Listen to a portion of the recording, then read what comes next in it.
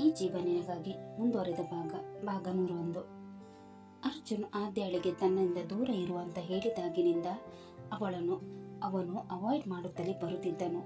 ಅವಳು ಅವನನ್ನು ಮಾತನಾಡಿಸಲು ಹೋದಾಗಲೆಲ್ಲ ಅವಳಿಂದ ದೂರ ಸರಿದು ತನಗೂ ಅವಳಿಗೂ ಏನೂ ಸಂಬಂಧವಿಲ್ಲದಂತೆ ವರ್ತಿಸುತ್ತಿದ್ದನು. ಅವನು ಅವಳನ್ನು ಅವಾಯ್ಡ್ ಮಾಡಿದಾಗಲೆಲ್ಲ ಅವಳು ತುಂಬಾನೇ ನೊಂದುಕೊಳ್ಳುತ್ತಿದ್ದಳು.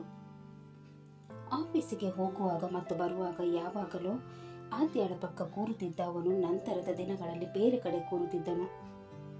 ಬೆಳಿಗ್ಗೆ 8 ಗಂಟೆಯ ಹೊತ್ತಿಗೆ ಎಂದಿನಂತೆ ಎಲ್ಲರೂ ಆಫೀಸಿಗೆ ಹೋಗಲು ರೆಡಿಯಾದರು. ಬಸ್ ಸ್ಟಾಪಿಗೆ ಬಸ್ ಬಂದಾಗ ಅದರಲ್ಲಿ ಹತ್ತಿ ಕುಳಿತರು. ಅರ್ಜುನ್ ಆದ್ಯಾಳಿಗಿಂತ ಮುಂಚೆ ಬಸ್ ಹತ್ತಿ ಒಂದು ಕಡೆ ಕುಳಿತುಕೊಂಡನು. ಅವನ ಪಕ್ಕ ಸೀಟು ಖಾಲಿ ಇದ್ದುದರಿಂದ ಆದ್ಯ ಅವನ ಪಕ್ಕ ಹೋಗಿ ಕುಳಿತುಕೊಂಡಳು. ಆಗ ಅವನು ಅಲ್ಲಿಂದ ಎದ್ದು ಬೇರೆ ಕಡೆ ಹೋಗಿ ಕುಳಿತುಕೊಂಡನು. ಇದನ್ನು ನೋಡಿದ ಆದ್ಯಾಳಿಗೆ ಜೋರಾಗಿ ಅಳು ಬಂದು ಬಿಟ್ಟಿತ್ತು. ಬಸ್ಸಿನಲ್ಲಿ ಎಲ್ಲರೂ ಇದ್ದುದರಿಂದ ಅಳುವನ್ನು ಕಂಟ್ರೋಲ್ ಮಾಡಿಕೊಂಡ ಅವಳು ಕಣ್ಣೀರನ್ನು ಒರೆಸಿ ಒಂದು ಸಲ ಅವನ ಕಡೆ ನೋಡಿದಳು. ಅವನು ಏನೂ ಆಗಿಲ್ಲ ಅನ್ನೋ ತರ ಬೇರೆ ಸೀಟಲ್ಲಿ ಹೋಗಿ ಕುಳಿತಿದ್ದನು. ಏನಾಗಿದೆ ಇವನ್ಗೆ? ಮಾತಂತೂ ಆಡಲ್ಲ. ಅಟ್ಲೀಸ್ಟ್ ಇವನ್ ಪಕ್ಕ ಹೋಗಿ ಕೂರಕ್ಕೆ ಹೋದ್ರೆ ಅಲ್ಲಿಂದನೇ ಎದ್ದು ಹೋದ. ನನ್ನ ಮುಖ ನೋಡೋಕ್ಕೂ ಅವನಿಗೆ ಇಷ್ಟ ಇಲ್ಲ. ನನ್ನನ್ನು ಅಷ್ಟು ಪ್ರೀತಿ ಮಾಡ್ತಾ ಇದ್ದವನು ಈಗ ಯಾಕೆ ಈ ರೀತಿ ಬಿಹೇವ್ ಮಾಡ್ತಾ ಇದ್ದಾನೆ? ನಾನು ಇವನ್ಗೆ ಅಷ್ಟೊಂದು ಬೇಡವಾದ್ನ? ನನ್ನ ಮುಖ ನೋಡೋಕ್ಕೂ ಇಷ್ಟಪಡಲ್ಲ ಅಂದರೆ ಅಂತ ದೊಡ್ಡ ತಪ್ಪು ನಾನೇನು ಮಾಡಿದ್ದೀನಿ? ನನಗೆ ನಿನ್ನನ್ನು ಬಿಟ್ಟಿರೋಕ್ಕಾಗಲ್ಲ ಕಣೋ. ನನ್ನಿಂದ ದೂರ ಹೋಗಬೇಡ. ನನ್ನ ಮನಸ್ಸಿಗೆ ತುಂಬಾ ನೋವಾಗುತ್ತೆ. ಯಾಕೆ ನನ್ನಿಂದ ದೂರ ಆಗ್ತಾ ಇದೆಯಾ ಅಂತಾನು ಹೇಳಬಾರ್ದ?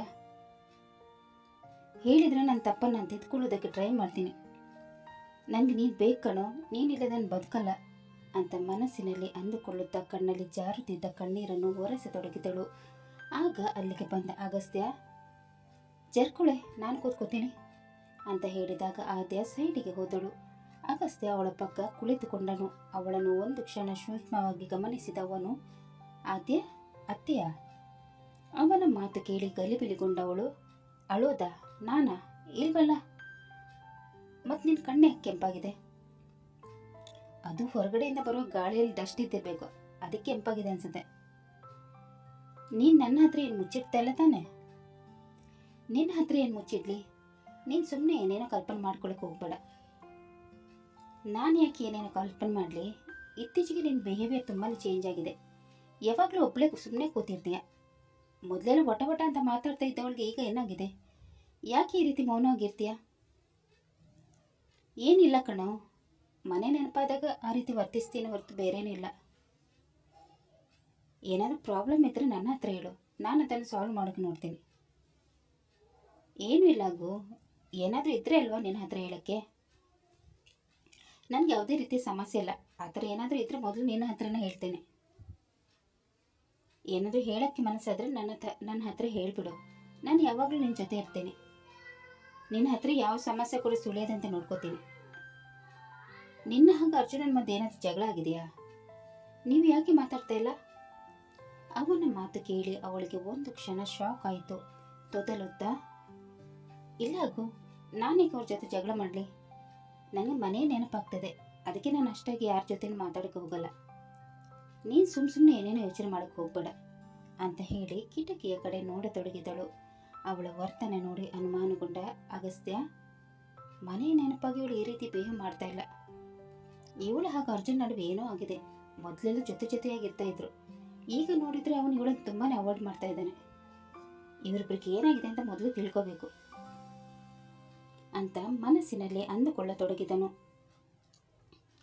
ಹೀಗೆ ದಿನದಿಂದ ದಿನ ಅರ್ಜುನ್ ಆದ್ಯಾಳನ್ನು ಅವಾಯ್ಡ್ ಮಾಡುತ್ತಲೇ ಇದ್ದನು. ಹೀಗಿರುವಾಗ ಬಿಸ್ನೆಸ್ ವಿಷಯದಲ್ಲಿ ಸಿಂಗಾಪುರ್ಗೆ ಹೋಗಿದ್ದ ಉತ್ತಮ್ ಅವರು ಇಂಡಿಯಾಗೆ ವಾಪಸ್ಸಾಗಿದ್ದರು. ಅವರು ಆಫೀಸಿಗೆ ವಾಪಸ್ ಬಂದಿದ್ದನ್ನು ನೋಡಿ ಅಗಸ್ತ್ಯ ಅವರ ಜೊತೆ ಮಾತನಾಡಲು ಹೋದನು. ಅಗಸ್ತ್ಯನನ್ನು ನೋಡಿ ಖುಷಿಗೊಂಡವರು, ಬಾ ಅಗಸ್ತ್ಯ, ಕೂತ್ಕೋ. ಹೇಗಿದ್ದೀರಾ ಅಂಕಲ್? ನಾನು ಚೆನ್ನಾಗಿದ್ದೀನಿ ಅಗಸ್ತ್ಯ, ನೀವೆಲ್ಲ ಹೇಗಿದ್ದೀರಾ? ಬಂದವ್ ನಿನ್ನ ಜೊತೆ ಮಾತಾಡೋಣ ಅಂತ ಅಂದ್ಕೊಂಡಿದ್ದೆ, ಅದು ತುಂಬಾ ಟಯರ್ಡ್ ಆಗಿದ್ದ ನೀನನ್ನು ಭೇಟಿಯಾಗಕ್ಕಾಗಿಲ್ಲ. ಮತ್ತೆ ನಾನು ಇಲ್ಲದಾಗ ಆಫೀಸಲ್ಲಿ ಏನೆಲ್ಲ ನಡೆದಿತ್ತು ಅದನ್ನೇ ಹೇಳೋಣ ಅಂತ ಬಂದೆ ಅಂಕಲ್. ಏನಾಯ್ತು ಅಗಸ್ತ್ಯ? ಯಾರಾದ್ರೂ ನಿಮ್ಗೆ ಏನಾದರೂ ತೊಂದರೆ ಕೊಟ್ರಾ? ತೊಂದರೆ ಕೊಡೋಕ್ಕೆ ಅವಳೊಬ್ಬಳು ಇದ್ದಾಳೆ ಅಲ್ವಾ? ಅವಳನ್ನು ಬಿಟ್ಟು ಬೇರೆ ಯಾರು ಕೂಡ ತೊಂದರೆ ಕೊಟ್ಟಿಲ್ಲ ಅಂಕಲ್. ಅವಳ ವಿಷಯ ಬಿಡಿ, ಅವಳದು ಇದ್ದಿದ್ದೆ. ನಾನೀಗ ಹೇಳಕ್ಕೆ ಹೊರಟಿರೋ ವಿಷಯ ತುಂಬಾ ಇಂಪಾರ್ಟೆಂಟ್. ನೀವೇನಾದ್ರೂ ಕೇಳಿದ್ರೆ ಸುಸ್ತಾಗ್ಬಿಡ್ತೀರಾ. ಸುಸ್ತಾಗುವಂಥ ವಿಷಯ ಏನಿದೆ ಅಗಸ್ತ್ಯ? ಅಂಕಲ್, ನಮ್ಮ ಶತ್ರುಗಳು ಮಾಡ್ತಿರೋ ಪ್ಲಾನ್ ಏನು ಅಂತ ನನಗೆಲ್ಲ ಗೊತ್ತಾಯ್ತು.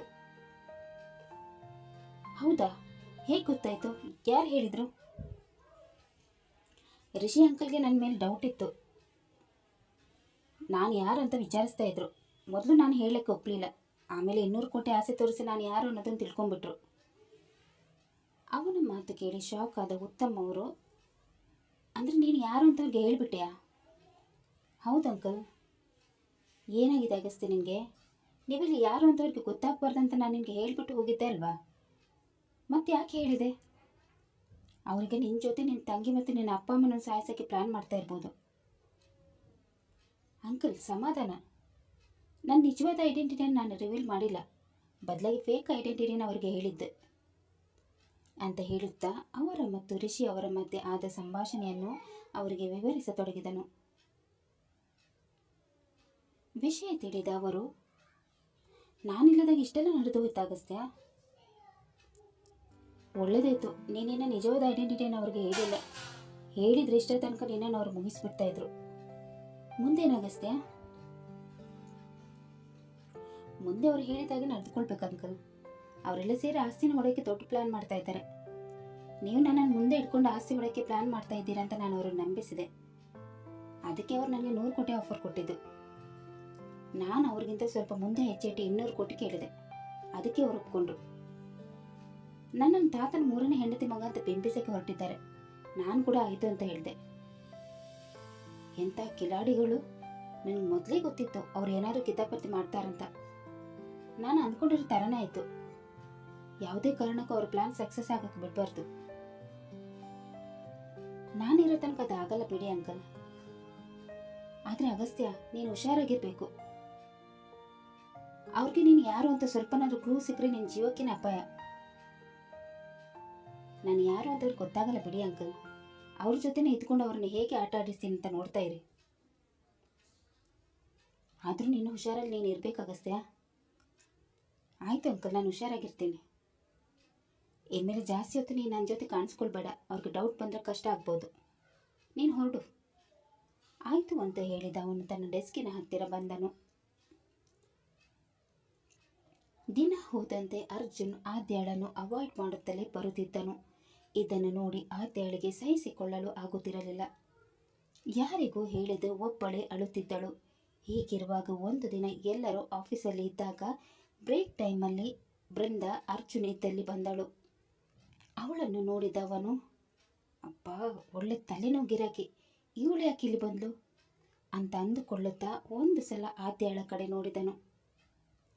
ಇವಳು ಮನಸ್ಸಿಂದ ನನ್ನ ದೂರ ಮಾಡೋಕ್ಕೆ ಇದೊಳ್ಳೆ ದಾರಿ ಅಂತ ಅಂದುಕೊಂಡ ಅವನು ಬೃಂದಾಳ ಜೊತೆ ಮಾತನಾಡಲು ಹೋದನು. ಮನಸ್ಸಿಲ್ಲದಿದ್ದರೂ ಅವಳ ಜೊತೆ ಕ್ಲೋಸ್ ಆಗಿ ಮಾತನಾಡತೊಡಗಿದನು. ಹಾಯ್, ನೀವೇನಿಲ್ಲಿ? ಸ್ವಲ್ಪ ಕೆಲಸ ಇತ್ತು, ಹಾಗೆ ನಿಮ್ಮನ್ನು ಮಾತಾಡ್ಸೋಣ ಅಂತ ಬಂದೆ. ಹೌದಾ, ಒಳ್ಳೇದಾಯ್ತು ಬಿಡಿ. ನಿಮ್ಮನ್ನು ನೋಡಿ ತುಂಬ ದಿನಗಳಾಯಿತು. ಇತ್ತೀಚೆಗೆ ಯಾಕೆ ಸಿಗ್ತಾ ಇಲ್ಲ? ಅಯ್ಯೋ, ಕೆಲಸ ತುಂಬಾ ಇದೆ, ಹಾಗಾಗಿ ಸಿಗೋಕ್ಕೆ ಟೈಮ್ ಸಿಕ್ಕಿಲ್ಲ. ಈಗ ಹೇಳಿದ್ರೆ ಅಲ್ವಾ, ಇನ್ಮೇಲೆ ನಿಮ್ಮ ಜೊತೆ ಡೈಲಿ ಮಾತಾಡಕ್ಕೆ ಬರ್ತೀನಿ. ನನಗೆ ನಿಮ್ಮ ಜೊತೆ ಮಾತಾಡುವಾಗ ಸಿಗುವಷ್ಟು ಖುಷಿ ಬೇರೆ ಯಾರ ಜೊತೆ ಮಾತಾಡಿದ್ರೆ ಸಿಗಲ್ಲ. ನೀವು ತುಂಬಾ ಕ್ಯೂಟಾಗಿ ಸ್ವೀಟಾಗಿ ಮಾತಾಡ್ತೀರಾ. Thank you. ನೀವು ಕೂಡ ತುಂಬಾ ಸ್ವೀಟಾಗಿ ಮಾತಾಡ್ತೀರಾ. ಮತ್ತೆ PG ಬಿಟ್ಟು ಅಂಕಲ್ ಮನೆಗೆ ಶಿಫ್ಟ್ ಆದ್ರಾ? ಹೌದು, ಶಿಫ್ಟ್ ಆಗಿ 1 ವಾರ ಆಯಿತು. ಈಗ ನಾನು ತುಂಬ ಹ್ಯಾಪಿಯಾಗಿದ್ದೀನಿ. ನಿಮ್ಮ ಜೊತೆ ಮಾತಾಡಿದಾಗ ಇನ್ನಷ್ಟು ಖುಷಿ ಆಯಿತು. ಅಂಕಲ್ ಮನೆಗೆ ಶಿಫ್ಟ್ ಆಗಿದ್ದೀರಾ ಅಂದರೆ ಇನ್ಮೇಲೆ ದಿನಾಲು ಮೀಟ್ ಆಗೋಣ. ಓ ಶೋರ್. ಎಲ್ಲಿ, ಮೊನ್ನೆ ಸಿಕ್ಕ ಪಾರ್ಕಲ್ಲ? ಹೌದು, ನಾನು ದಿನಾಲು ಅಲ್ಲಿಗೇನೆ ಬರ್ತೀನಿ. ನೀವು ಕೂಡ ಬನ್ನಿ. ಆಯಿತು, ಖಂಡಿತವಾಗ್ಲೂ ಬರ್ತೀನಿ. ನೀವು ಕರೆದ್ರೆ ನಾನು ಇಲ್ಲ ಅಂತೀನ? ನಿಮ್ಮ ಜೊತೆ ಇರೋಕ್ಕೆ ನನಗೆ ತುಂಬಾ ಖುಷಿಯಾಗುತ್ತೆ. ನನಗೂ ಕೂಡ ನಿಮ್ಮ ಜೊತೆ ಮಾತಾಡ್ತಾ ಇದ್ರೆ ಮಾತಾಡ್ತಾನೆ ಇರಬೇಕಂತ ಅನಿಸುತ್ತೆ. ಟೈಮ್ ಹೋಗಿದ್ದೇ ಗೊತ್ತಾಗಲ್ಲ. ನೀವು ನನಗೆ ಸಿಕ್ಕಿದ್ದು ನನ್ನ ಪುಣ್ಯ. So sweet of you. ನೀವು ಈ ಥರ ಮಾತಾಡ್ತಾ ಇದ್ದರೆ ನನಗೆ ತುಂಬಾ ಖುಷಿಯಾಗುತ್ತೆ ಅಂತ ಅವರಿಬ್ಬರು ಕ್ಲೋಸ್ ಆಗಿ ಮಾತನಾಡುತ್ತಿದ್ದಾಗ ಆದ್ಯಾಳಿಗೆ ಸಹಿಸಿಕೊಳ್ಳಲು ಆಗುತ್ತಿರಲಿಲ್ಲ. ಎದೆಗೆ ಚುಚ್ಚಿದ ಥರ ಅನುಭವವಾಗುತ್ತಿತ್ತು. ನೋವು ಸಹಿಸಿಕೊಳ್ಳಲಾಗದೆ ಅಲ್ಲಿಂದ ಹೊರ ಹೋದಳು. ವಾಶ್ರೂಮ್ಗೆ ಹೋಗಿ ಜೋರಾಗಿ ಅಳತೊಡಗಿದಳು. ಅವಳು ಹೋಗಿದ್ದನ್ನು ನೋಡಿದ ಅರ್ಜುನ್ ಬೃಂದಾಳ ಕಡೆ ನೋಡಿ, ಥ್ಯಾಂಕ್ಸ್ ನನಗೆ ಸಪೋರ್ಟ್ ಮಾಡಿದ್ದಕ್ಕೆ.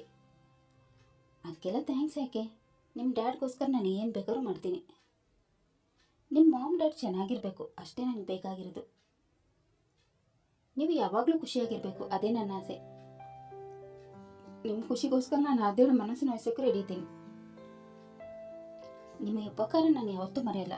ಯಾವತ್ತಾದ್ರೂ ನಿಮಗೆ ನನ್ನಿಂದ ಏನಾದರೂ ಸಹಾಯ ಆಗಬೇಕಾದ್ರೆ ಸಂಕೋಚವಿಲ್ಲದೆ ಕೇಳಿ, ನಾನು ನಿಮಗೆ ಹೆಲ್ಪ್ ಮಾಡಲಿ ಯಾವಾಗಲೂ ರೆಡಿ ಇರ್ತೀನಿ.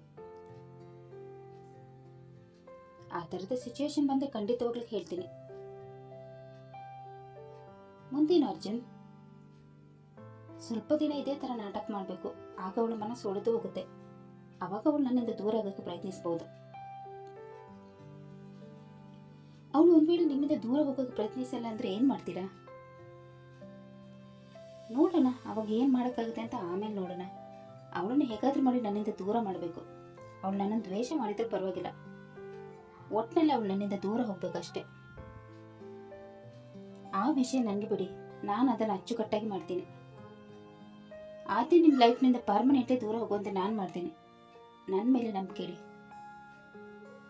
ಸರಿ, ಅಷ್ಟು ಮಾಡಿ ಪುಣ್ಯ ಕಟ್ಕೊಳ್ಳಿ ಅಂತ ಹೇಳುತ್ತಾ ಅವರಿಬ್ಬರು ತುಂಬ ಹೊತ್ತಿನ ತನಕ ಮಾತನಾಡುತ್ತಿದ್ದರು. ಕತೆ ಮುಂದುವರಿಯಿತು. ಬೃಂದಾಳಿಂದ ಅರ್ಜುನ್ ಹಾಗೂ ಆದ್ಯ ದೂರ ಆಗ್ತಾರೋ ಇಲ್ಲವೋ ಅನ್ನೋದನ್ನು ತಿಳಿಯಲು ಮುಂದಿನ ಸಂಚಿಕೆಯಾಗಿ ಕಾಯೋಣ. ಅಲ್ಲಿ ತನಕ ಈ ಕತೆ ನಿಮಗೆ ಇಷ್ಟವಾದಲ್ಲಿ ಲೈಕ್ ಮಾಡಿ, ಶೇರ್ ಮಾಡಿ ಮತ್ತು ಸಬ್ಸ್ಕ್ರೈಬ್ ಮಾಡೋದನ್ನು ಮಾತ್ರ ಮರಿಬೇಡಿ. ಹಾಗೆ ಕತೆ ಹೇಗಿದೆ ಅಂತ ಕಮೆಂಟ್ ಬಾಕ್ಸಲ್ಲಿ ತಿಳಿಸಿ. ಧನ್ಯವಾದಗಳು.